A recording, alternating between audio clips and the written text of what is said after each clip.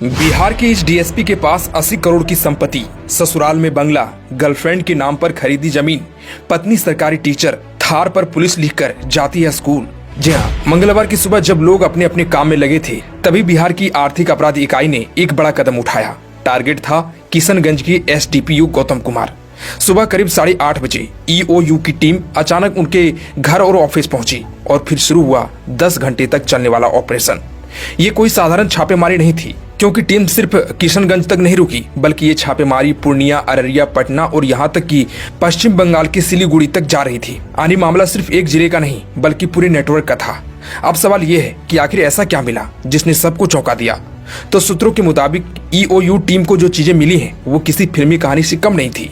सिलीगुड़ी में चाय का बागान, गुड़गांव और नोएडा में फ्लैट, 25 से ज्यादा जमीन के कागजात, महंगी गाड़ियां, क्रेटा और थार, कई कीमती घड़ियां, पटना में नर्सिंग होम खोलने के दस्तावेज, ससुराल से भारी मात्रा में सोने के गहने और सबसे चौंकाने वाली बात, गर्लफ्रेंड के नाम पर जमीन और ज्वेलरी। जी हाँ, एक सरकारी अधिकारी और इतनी बड़ी प्रॉपर्टी, ये सिर्फ संपत्ति नहीं थी, ये था एक पूरा नेटवर्क। वहीं इस पूरे मामले में सबसे बड़ा ट्विस्ट आया गौतम कुमार की कथित गर्लफ्रेंड। टीम जब उसके घर पहुंची, मिला ज्वेलरी की गिफ्ट रसीद, 7 जमीन के दस्तावेज जिनकी कीमत करीब 60 लाख रुपए बताई जा रही है।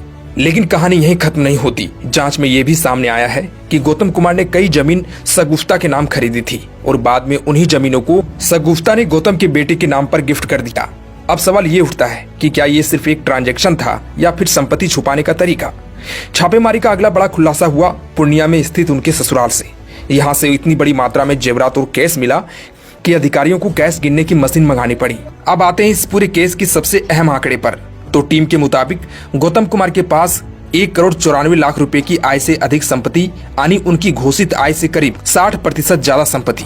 अब सोचिए, एक सरकारी नौकरी और इतनी ज्यादा अतिरिक्त संपत्ति, क्या ये सिर्फ मेहनत का परिणाम हो सकता है या फिर इसके पीछे कोई और कहानी छिपी है। वहीं इस केस का एक और दिलचस्प पहलू सामने आया। गौतम कुमार की पत्नी, जो एक सरकारी टीचर हैं, बताया जा रहा है कि वो थार गाड़ी से स्कूल जाती थी और उस गाड़ी पर पुलिस लिखा होता था। अब सवाल ये है कि क्या ये सरकारी नियमों के तहत सही है या फिर ये पावर शो का एक तरीका था।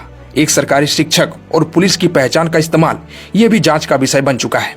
वैसे गौतम कुमार का करियर भी काफी लंबा रहा है। 1994 बेच के दरोगा, 1996 में पहली पोस्टिंग और बाद में प्रमोशन पाकर डीएसपी बने।